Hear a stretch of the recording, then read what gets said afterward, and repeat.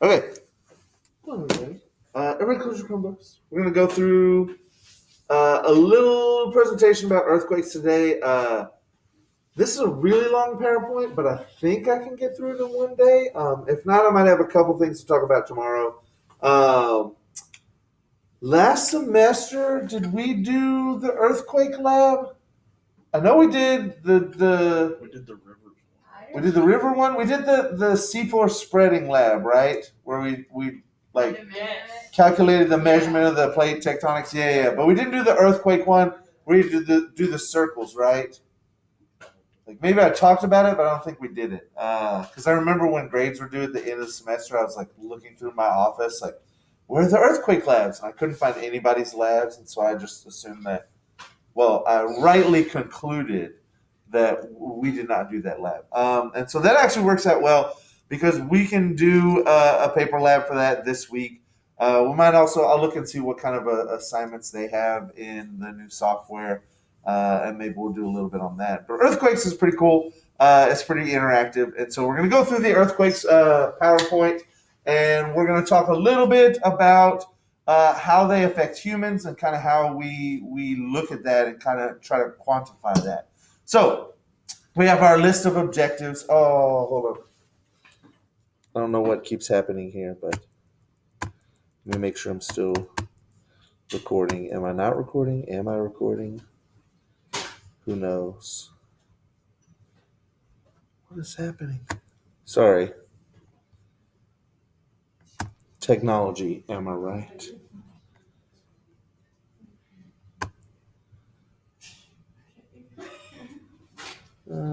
Cancel it. Okay, I am recording.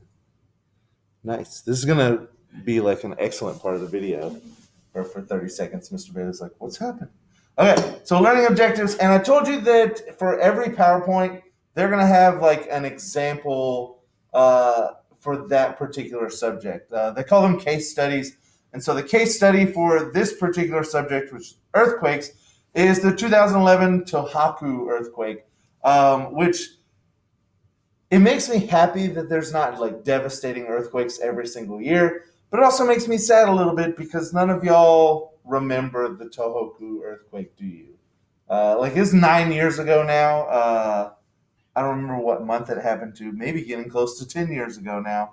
And I remember it. I remember how much it affected my job at the time, and it was really big news. But y'all were just too young, and so it'd be nice if everybody kind of remembered this, and we'd have a little bit of memory recall. But it didn't happen. So this was a really large earthquake that hit Japan in 2011. Strongest recorded earthquake to hit Japan, significantly stronger than what they thought was possible. And so it released a lot of energy, which, by the way, to the person who made this PowerPoint and probably wrote the book, do you really need to relate like the most devastating earthquake in Japan back to the atomic bomb that we dropped on Japan? Is that the thing you want to pick to like relate this to? You could have just picked any generic atomic bomb and related it to that. But no, let's pick the one that we dropped on Hiroshima because that's an event that we really want to make sure that we remember. Anyway, sorry, little side note. But they could have picked something different. Well-engineered buildings help reduce the loss of lives. And that's the thing about this earthquake. Japan was not caught off guard by this. Japan lives in a high frequency earthquake zone with very strong earthquakes. They have some of the strongest building regulations in the world and a lot of warning systems and mitigation effects.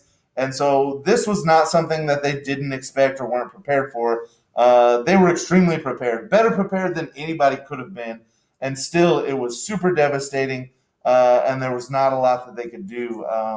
It knocked out power to a nuclear power plant, and that power plant went into nuclear meltdown. It shut down shipping in the region. It devastated their economy for a while. Me personally, at the time, I worked at Guitar Center, and a lot of high-end guitars are manufactured in Japan. And so I remember we instantly had shipping and supply issues related to that. And so I remember it pretty well. Also, at the time, I was in school to studying for geology, and so I was kind of all in that circle at the time. But it was a very strong earthquake. There's lots of video of the tsunami that hit afterwards, and of the earthquake itself, and so it's just a really well documented earthquake, and probably that's the reason why it's the case study for this particular one. So they kind of introduce this and tell you a little bit about it, and then the idea is as we go through the PowerPoint, you kind of keep this particular earthquake in mind, and then as we get to the end, we start to look at some details for this earthquake and how it relates to the things that we learned. So this is a picture of Japan's earthquake map. You can see the size and severity of the earthquakes, and note how many they have in red and yellow, which is considered like strong to very strong or violent. And the red ones and the yellow ones are kind of centered around this little section of fault line here. Off to the south, you have more weak and light ones, and off to the north, it's a little bit moderate. But right here in the center of the island, you have a lot of medium to very heavy earthquakes, including the one that happened a little bit further offshore. That was the 2011 Tohoku earthquake. So again, this is not something that Japan is not really used to. This is like their entire life. So on to general earthquakes.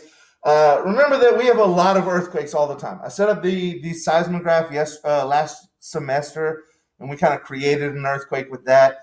But every single day, there are hundreds and hundreds of earthquakes. They're too small for anybody to feel. Many of them are too small for us to even pick up with our seismographs, but they do happen. And along with other natural hazards, just remember that you have this like inverse frequency and severity, where the least severe events happen the most often. So like tiny earthquakes happen all the time. We never really feel them. They don't cause any damage. The huge earthquakes that are super devastating happen very rarely. And that goes with all sorts of natural disasters. Fires. There's little tiny fires all the time that don't burn down people's houses and don't burn millions of acres. And they happen every single day, and the fire department goes and puts them out, or you just put them out at home with your garden hose. But there are fires that are super devastating. They just don't happen as often. And so for most of these natural disasters, the really bad stuff happens way less often than the really, not bad stuff, the light, easy, non-devastating events. So they do say that most earthquakes occur along the plate boundaries, and you can see the plate boundaries are kind of highlighted in red, and all those little red dots fall in between those. There are very few intraplate earthquakes all over the world. You kind of have them scattered, but not too much. And so if you don't live near a plate boundary, probably don't have to worry about earthquakes. That's why here in Texas, we don't have to worry about earthquakes. We're not near a plate boundary. You might feel an earthquake. Maybe it's not going to knock your house down or like take your life from you. It's just going to shake the walls a little bit. So they talk a little bit about foot walls and hanging walls. And I've got my little manipulatives here. But just remember the foot wall, if I'm drawing this correctly, the foot wall, if you add just a little embellishment, looks like a shoe. Is everybody okay with this? The wall looks like a shoe. The hanging wall does not look like a shoe, but you can imagine like a little person hanging here, like a little cliffhanger. They're hanging on the side. And so the foot wall looks like a foot. The hanging wall looks like you could hang off the edge of it. And if the hanging wall goes down, that's normal. Because this little person can't hang here forever. Their arms are going to get tired and they're eventually going to fall. So it's normal for the hanging wall to fall down. And it would be reverse if your foot wall went down and your hanging wall went up. And so those are all two different types of faults, and they kind of go through them here. So if you have a normal fault, your hanging wall has gone down a little bit. So you can see based on the surface and based on the layers that kind of cut through. What? Well, oh, I see. It's this white layer. I was like, it doesn't look like it's gone down. but it's a little bit of an optical illusion, because I was looking at this little inset here, and it looks like the white layer has gone up for the hanging wall. But if you look at the big picture, that's actually a completely different white layer. So the top white layer here has gone down with the rest of the hanging wall and comes out over here. So this is a normal fault. Basically, I've had extension. When I pull these apart, gravity is going to take over and pull this piece down a little bit. And so my hanging wall has fallen down. My foot wall has stayed up. So normal fault versus reverse fault.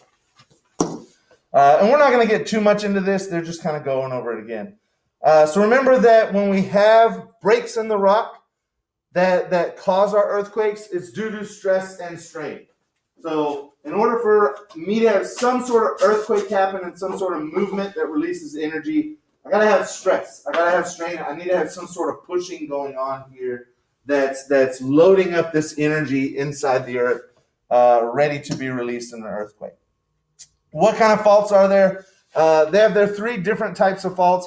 You have normal and reverse, like I said. So it's normal if your hanging wall falls down.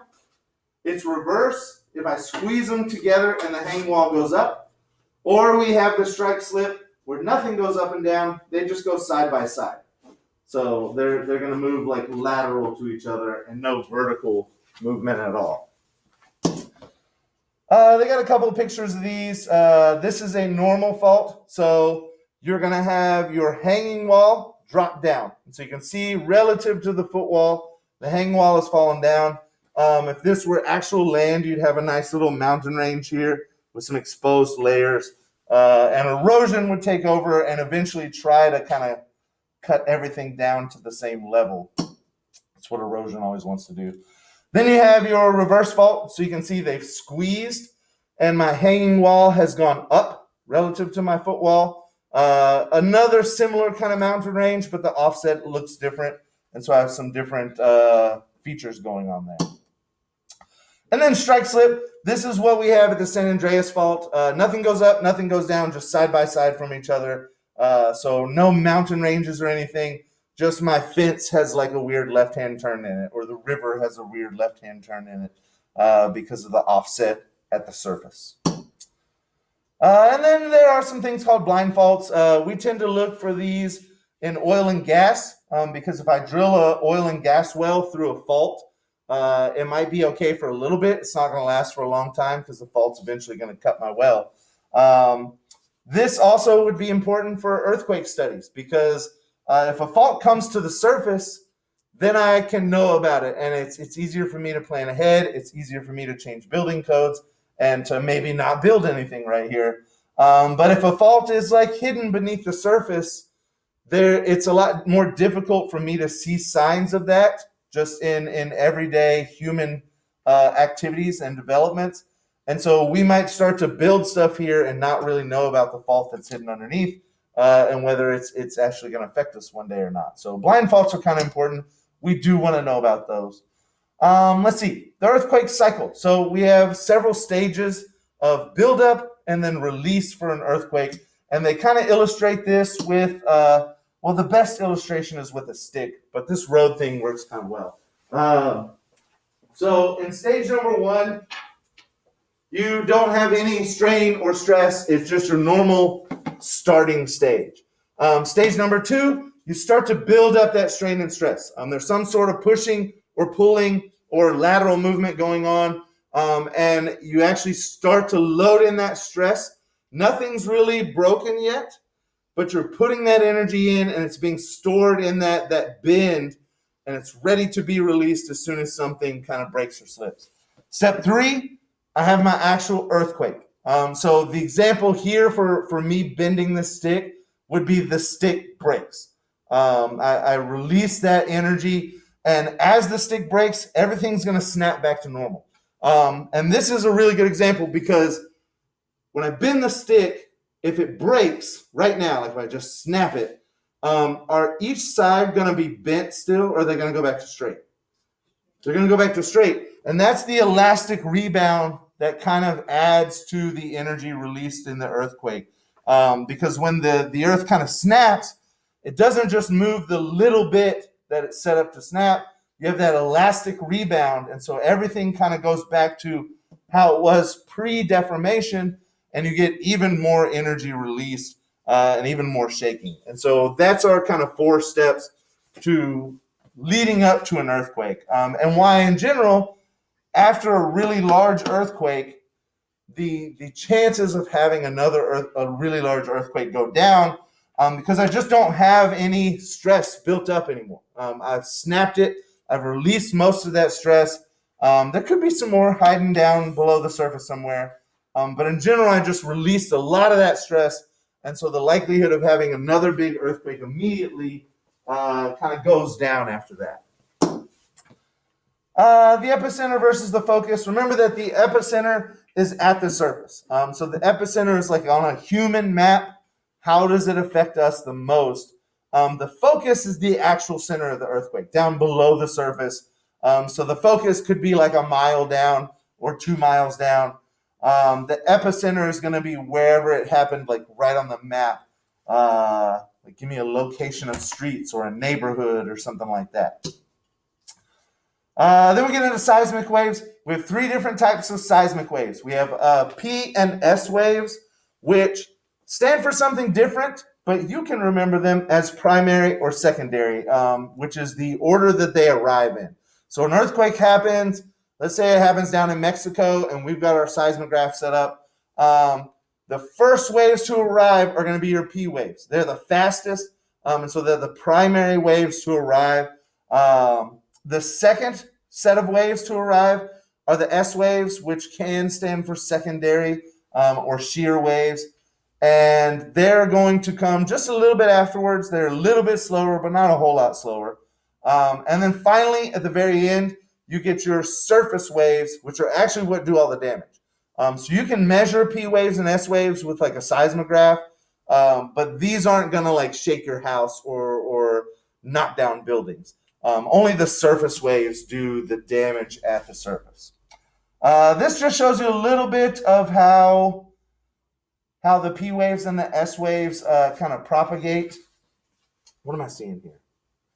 I think the left is P waves. Yeah, left is P waves, right is S waves. And basically P waves are like compressional. So imagine like a stretched out slinky, and you kind of just push it in and pull it back real quick. You get this kind of push squeezed area that just travels from left to right. The S waves are going to be more shear. So imagine like taking a rope on a desk and just kind of wiggling it left and right.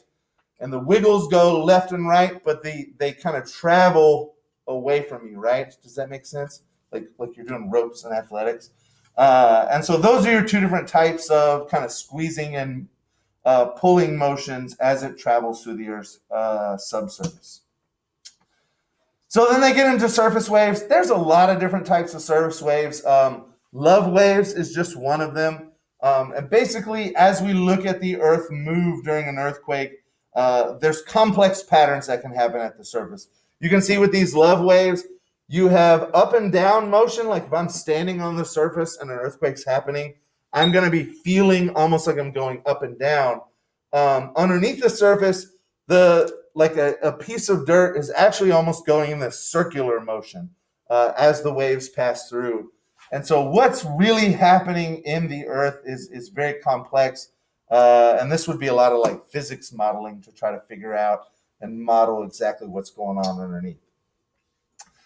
Okay, now we get to the actual important stuff for this chapter, which is how does it affect me? If I live through an earthquake or from an area that is earthquake prone, what's that mean for human beings? What's that mean for our civilization and our towns? Shaking experience depends on several things.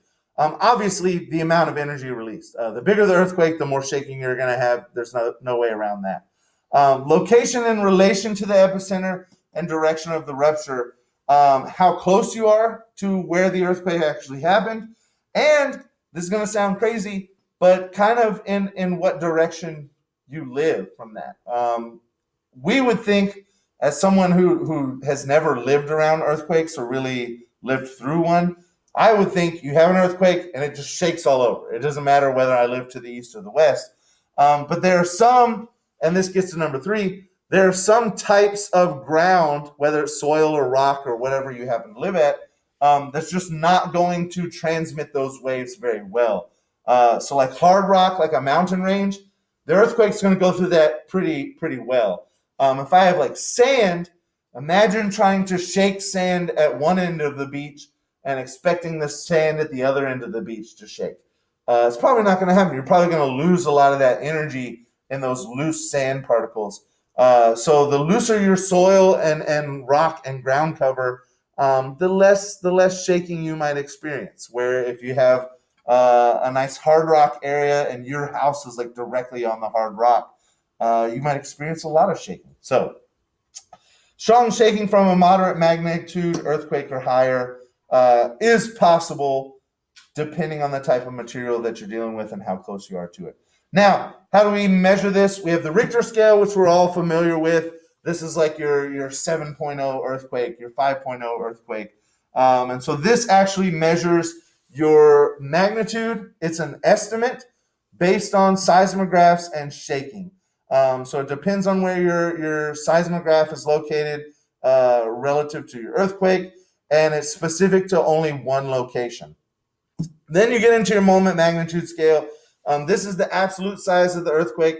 Measured is a measurement of actual energy release. So this takes a little while, can take days to months to calculate. It's an actual scientific measurement of like how much energy was put into the stick before it snapped. And so on an actual like physical force level, how much energy was released when this earthquake happened, versus the Richter scale, which is really like how much shaking occurred, which can be two different things. So let's see, earthquakes given descriptive adjectives, most damaging, major or strong. So major earthquakes are going to be magnitude 7 to 8. Strong earthquakes are going to be magnitude 6 to 7. And then you have your great, quote unquote, great earthquakes, which are magnitude 8 or higher. And then, your difference between your magnitudes is essentially going to be how much shaking did you have and how much energy was released. And then they have a nice table here. And this is very important. I like to point this out over and over again. I already said it today. Your really, really big earthquakes happen about once a year globally.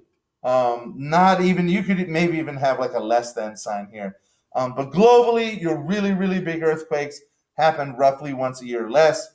And the smaller you get on the earthquake scale, the more often they happen. And so in a year, you might have earthquakes from 2 to 2.9, like over 1 million times a year, close to 1.5 million times a year, roughly about 150 per hour, which is a lot of little bitty tiny earthquakes. But, until you get into the 3 range, you can't even feel it shake really in your house. So these are earthquakes that just go unnoticed unless you happen to have a seismometer running in your recording.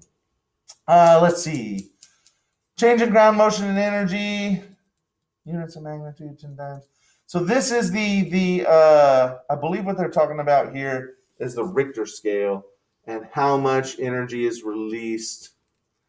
Units, changes of magnitude 10 times. Yes. So for every one step up on the Richter scale. So like if I'm comparing a 6.0 earthquake to a 7.0 earthquake, the 7.0 will have 10 times the amount of ground motion and about 32 times the amount of energy released compared to the 6.0. And so this is almost like I don't know if logarithmic is the correct mathematical term, but it's going to be like a logarithmic scale in which your first couple earthquakes ramp up just a little bit, and then as you get higher and higher in an earthquake scale, your line goes more and more vertical, and each successive step just makes it worse and worse and worse. Then we get to the modified Mercalli scale, and this is where we really get into like human affectedness and how much an earthquake affects us as humans. So we have a scale which goes from 1 to 12, which is a weird scale. On a scale of 1 to 12, how much did this earthquake mess you up?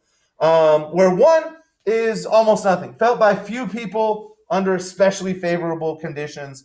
So basically, if you were standing directly on the fault line outside and you didn't have anybody distracting you, maybe you felt a little bit of shaking, but you were probably the only one. All the way down to damages total, waves seen on the ground surface, which is pretty crazy. Like this is like if you were standing outside during the earthquake, I literally saw the ground doing waves like the ocean as it came towards me. And maybe even I was like thrown up into the air. Lines of sight and level are distorted. Objects, including people, thrown into the air. This is crazy earthquake area.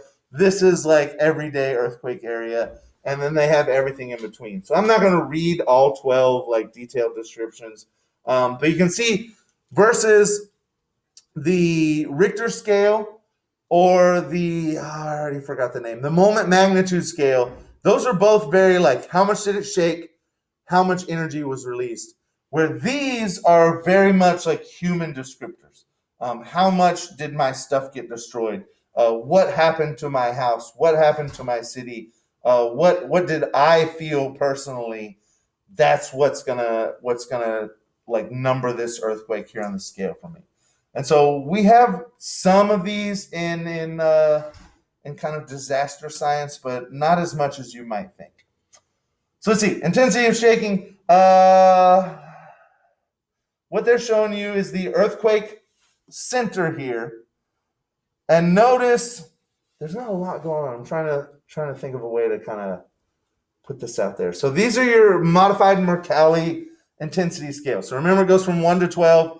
The people out here in the yellow are like 1 to 5. So maybe you felt it shaking a little bit, maybe you didn't. And then it gets a little bit more intense, a little bit more intense. And then you get the high intensity area, which this is like from 8 to 11 right here in the red. But notice in the orange, these people over here, especially right out here at the edge, felt very intense shaking from this earthquake, but were literally further away from the epicenter than these people like over here at this lake. And so it depends on what direction you happen to be from the earthquake. Different areas are going to absorb those waves in different ways, and maybe you aren't that bad. These people are like really close to the epicenter right off the side here, but it doesn't look like they got shaking that was too bad. So good for them. Congratulations. Your house didn't get knocked down in an earthquake. Here's some shake maps from earthquakes. So just like we have rain maps, these maps show you how much shaking you have. The red areas are going to have more shaking. And then obviously as you get towards green, you get less and less shaking. So notice these are both on the West Coast because if we're talking about the United States and earthquakes, they don't really happen on the East Coast or in the central part of the country.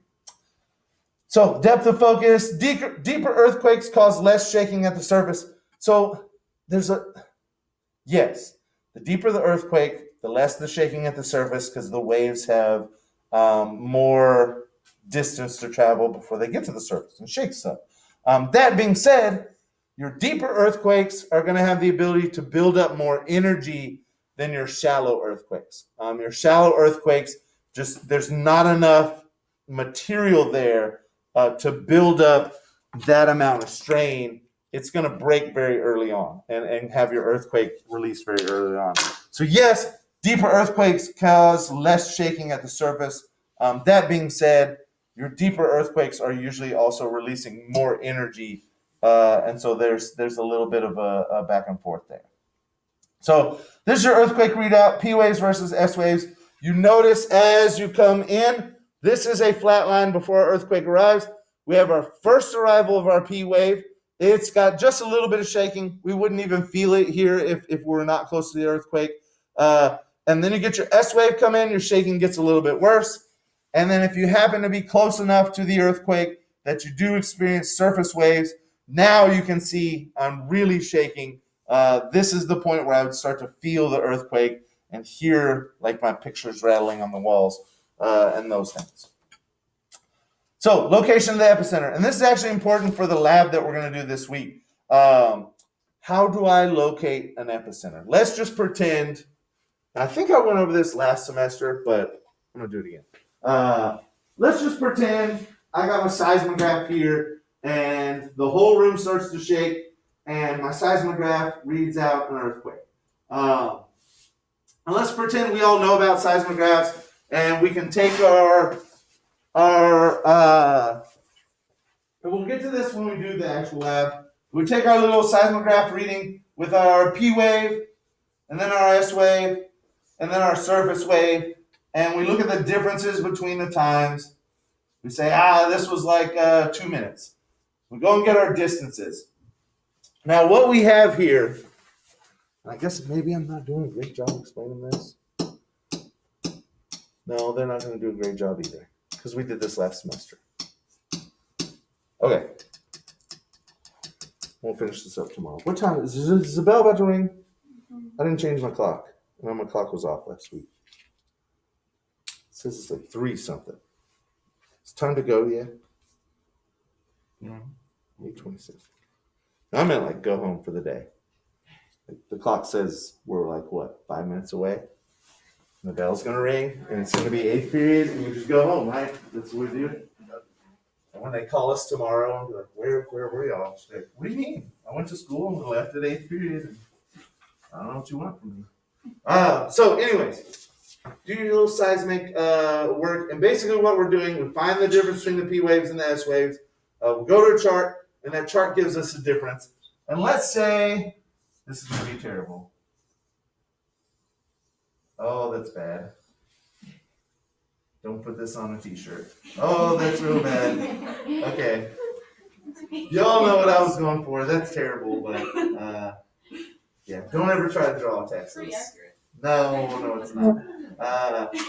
But anyways, let's say I should have probably just done the whole United States. That would have been better. Let's say we do our math work and we get a distance. And I have my epicenter here, or not my epicenter, but my seismograph here in DFW. And I do my work from my seismograph, and the only thing I can figure out from my seismograph is how far away the earthquake was from me. So let's say it was 500 miles. And again, I drew Texas. I have no idea how wide Texas is in miles, so I'm just going to draw a circle. If it's not to scale, forgive me. But let's say I measure out 500 miles from my location, and that's 500 miles. The problem here is I don't know what direction that 500 miles is from where my earthquake happened. And so it could be 500 miles that way. It could be 500 miles this way. It could really be like any direction. And so literally what I do when I'm doing these maps, and you'll do this for the lab, I go in every single direction. I take a ruler or I take a piece of paper and I say, this is 500 miles from like here to here. And then I just go ahead and mark 500 miles in literally all directions. This ain't going to turn out great because I just eyeballed it. But if you mark 500 miles in all directions, you basically have like a dotted line circle. And when you get done, you connect those dotted lines. And I know somewhere along this circle, my earthquake happened. I don't know where along that circle, but somewhere on this line of a circle, my earthquake happened. That's the best that I can get with just one station. But look, if I add in a second station, if someone out here in El Paso, is that where El Paso's at, right? In the corner? Yeah. Okay. Someone out here in El Paso has another seismograph, and they do their reading, and they find out they're like 700 miles away. We get that distance, and we come out in all directions for 700 miles. When you do that, your two circles cross, essentially. And so if I connect these dotted lines, I now have 2 points, right here and right here. These 2 points where my circles have crossed, that is where my earthquake could have possibly happened, either right here or right here. So with 2 circles, I can narrow it down to literally like anywhere along the circle to 2 specific places. And then if I have a third circle, let's say somebody up in Oklahoma had their seismograph on and they did one. Oh, that would be up in like Kansas or South Dakota or something. Oklahoma would just be like right here. Oklahoma's tiny. Anyways, we're not giving Oklahoma more land than they need. But someone up here in Tornado Alley gets us another distance, and let's say it like comes out to here. And they do their circle. And if you've done everything right, your 3 circles will all meet in one place, and that is where your earthquake actually happened. And so we're going to do this in the lab. I will try to have this printed out and ready to go for everybody tomorrow, whether we lecture or not. It's a little bit of work in the lab, but I like the labs. I think the labs are good. In fact, I keep trying. If I'm ever able to, I'm going to buy that lab packet that I got these labs from, and we'll just copy out of those. They're really good labs. They're like all inclusive. They're much better than anything you find on the internet. So if I go back here, that's basically what they were getting at in this. Oh, I already did it. So they have their triangulation happening here. They have the San Juan seismograph station, and without the Honolulu or the Berkeley, all you know is the earthquake happened somewhere along the circle. It could have been out in the Gulf of Mexico, could have been in Florida, could have been in South America. But once you add the Honolulu station and the Berkeley station, you narrow it down to this point. Looks like right off the coast of Central America. What was that, like Honduras, something down there? Okay. So, talked about triangulation. Different materials respond differently to an earthquake. I kind of mentioned that. Your hard rock is going to transfer those waves very quickly. If I have like wet sand, shaking isn't going to go through wet sand very well. And so that can slow down my earthquake waves and kind of make them a little bit more subdued. So yeah, high water content, unconsolidated materials, wet sand. So yeah, this is a good example. This is my shaking, how much shaking I have, and how it travels through different material. So you have silt, mud, and sand, which with actually a lot of shaking. So you will experience a lot of shaking here, but the waves won't transmit beyond that very well.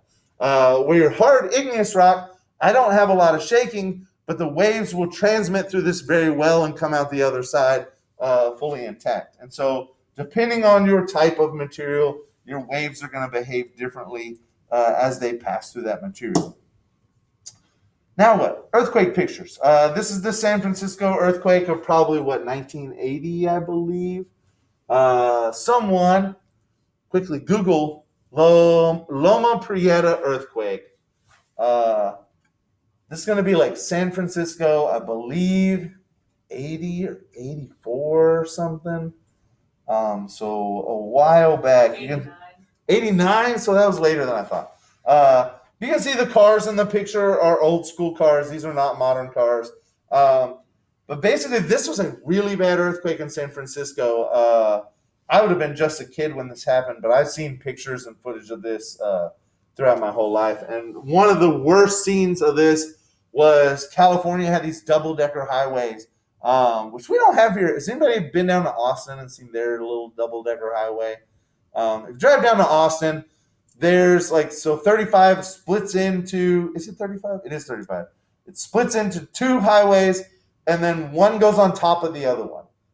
And so you can either drive on the top highway or the bottom highway, and it goes for a little while. And it's just to relieve traffic a little bit. California has a lot of those, and during this earthquake, they collapsed. And so the top highway fell down onto the bottom highway, and that fell down. And so you have cars and people trapped in here. And it caused a lot of damage. And obviously, what's the number one way rescue workers and relief workers are going to get to people? Through the highways. And so you have infrastructure damage. You have relief delays because of the highways. And you have lots of people and lots of cleanup that has to happen. This was a pretty bad earthquake that happened relatively recently. 89 is not recently for us, but for earthquakes, it's a pretty big earthquake that didn't happen too long ago. Does it have the Richter scale for that readily available? Don't spend too much time on it if you can't find it, but it would be interesting.